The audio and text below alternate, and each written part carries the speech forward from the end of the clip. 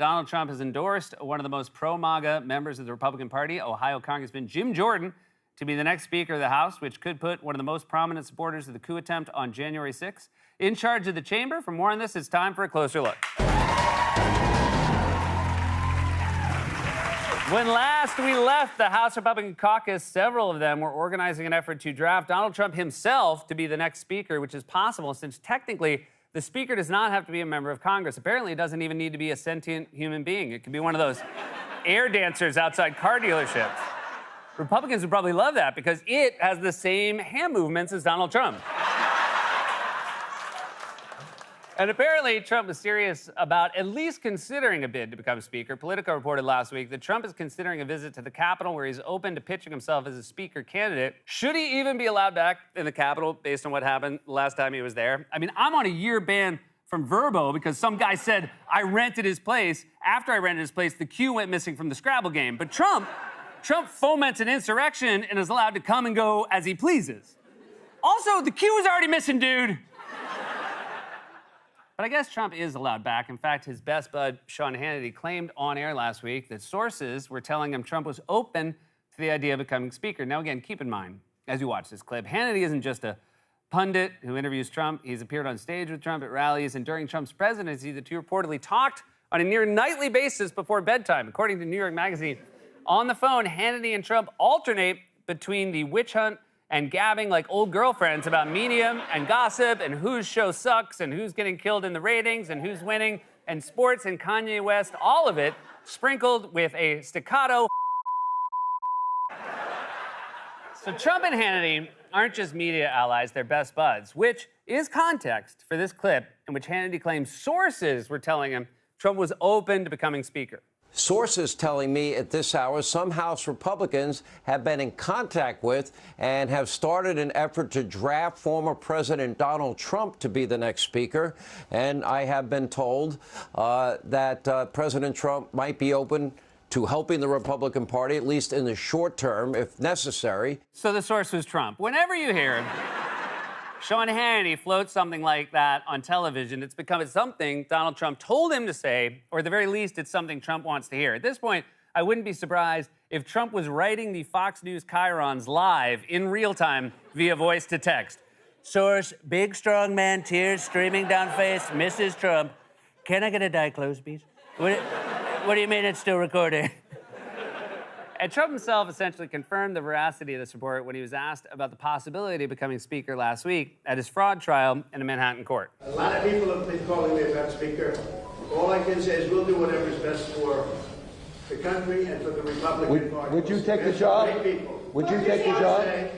We have some great people. Would you take the job? A lot of people have asked me about it, but we're leading by like 50 points for president. You know, my focus is totally on that. If I can help them during the process, I would do it. Trump will always say he's considering something when you first ask him about it. The reporter could stand up at a press conference and say, Mr. President, sources are telling us you're considering jumping into the gorilla enclosure at the Bronx Zoo and challenging the largest ape to a wrestling match in order to subdue him, claim his territory, and become king of the primates. And Trump would say, we're looking very strongly at it. I'm certainly getting a lot of calls saying you're the only one who can defeat Mongo. But as random and insane as this idea sounds, it apparently did not come out of nowhere. Over the weekend, ABC News reported that Trump actually maneuvered behind the scenes to become Speaker of the House back in January. And apparently the reason he did that was because he was angry he wasn't getting more votes during the initial rounds of voting. Sources tell ABC News former President Trump secretly plotted to be elected Speaker of the House in January while he was publicly supporting now former Speaker Kevin McCarthy's bid. Publicly, Donald Trump had endorsed Kevin McCarthy for Speaker. But what I've learned is that when Trump saw Matt Gaetz step up on the 7th ballot back in January and vote for Donald Trump for Speaker, and then he saw all the cable networks relay the vote count, and it was only a single vote for Trump. 212 votes for Hakeem Jeffries, 200 for Kevin McCarthy. Some others had a handful of votes, and then only one for Donald Trump. Trump became angry, and he actually reached out, contacted Gaetz, made his views known within a small circle of Republicans, that the only reason he only got one vote is that nobody bothered to nominate him, and so people didn't know they could vote for him. And at that point, he made it clear that he wanted Matt Gaetz to nominate him for Speaker of the House. Okay, so just to recap, Trump, who was publicly supporting now former Speaker Kevin McCarthy, but he was also mad in the 7th round of voting. He only got one vote for Speaker. I'm sure when he saw this, his text to Hannity looked like this. So Trump then asked Congressman Matt Gaetz to officially nominate him for Speaker, assuming this meant the votes would start pouring in for him, and Gaetz did that. He stood up, made a big speech, and nominated Donald Trump to be Speaker of the House. So what happened after Gaetz nominated him? Did Trump get 100 votes for Speaker, 200 votes? How close did he come? When that speech was over, they called for the roll, and they once again did another round of voting. And once again, Donald Trump got a single vote for Speaker of the House. Did he call Gaetz again? I think this time when you nominate me, say, I'm being serious, you guys. This isn't some dumb joke. It was so bad that night on Hannity, the Chiron said, actually, one vote is a very good number. Some are saying the best number. Can you bring me more ketchup for my steak? Still recording? Again? So Trump's last attempt to get votes for Speaker went badly, which must be why he's now abandoned this latest bid for the job. Instead, he endorsed far-right extremist Jim Jordan, perhaps the most pro-MAGA member of the House GOP caucus and one of the key players in the attempt to overturn the election on January 6th. You might remember Jordan as the guy who would routinely show up to hearings in the House that were supposed to be investigating the Trump administration, but would instead talk really fast and say totally incoherent bull like this. James Comey, director, fired. Andy McCabe, deputy director, fired. Lied 3 times under oath, under investigation right as we speak. Jim Baker, FBI counsel, demoted, then left, currently under investigation by the U.S. Attorney's Office in Connecticut. Lisa Page, demoted, then left. Ambassador Taylor recalls that Mr. Morrison told Ambassador Taylor that I told Mr. Morrison that I conveyed this message to Mr. Yarmak on September 1st, 2019 in connection with Vice President Pence's visit to Warsaw. He sounds like an auctioneer with a head injury. Just repeating all the unhinged buzzwords you hear on Fox News without any of the content. It's like if Thanksgiving dinner, everyone in your family had a time limit to speak. Uncle Jerry, what are you thankful for? Well, I guess I'm thankful for my health and continued efforts to stop trans woke, Benghazi, Whitewater, China, laptop, Hunter, emails, tan suit.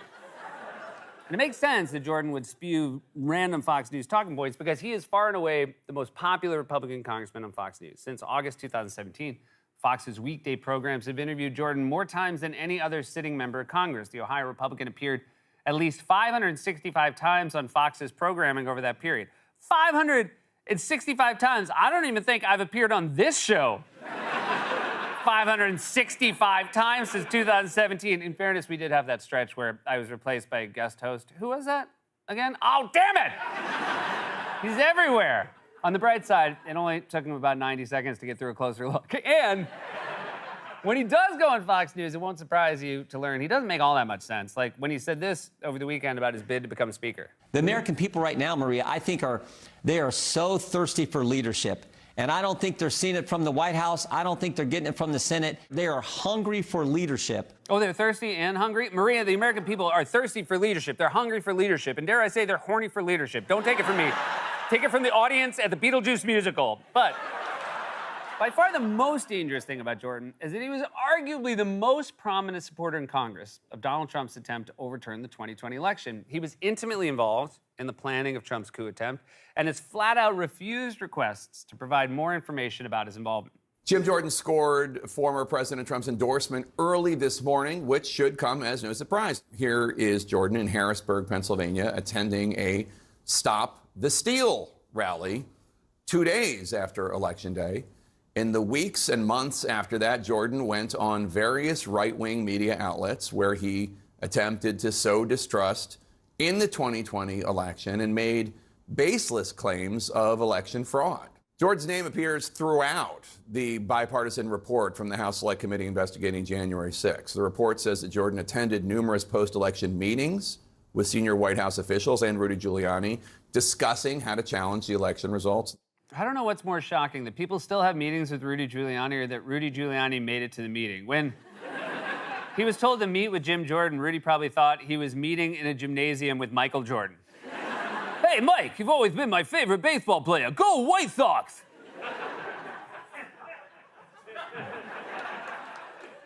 A lot of time was spent today on what would Rudy say to Michael Jordan in the gym.